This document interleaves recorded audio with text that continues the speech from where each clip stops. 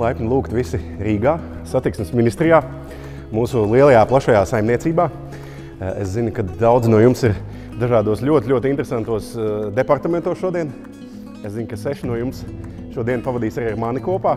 Katrs no jums šodien dažādos veidos, no dažādiem Latvijas stūriem nokļuva šeit. Līdz ar to jūs izmantojāt mūsu nozares infrastruktūru, mūsu nozares pakalpojumus, satikāt mūsu nozares darbiniekus.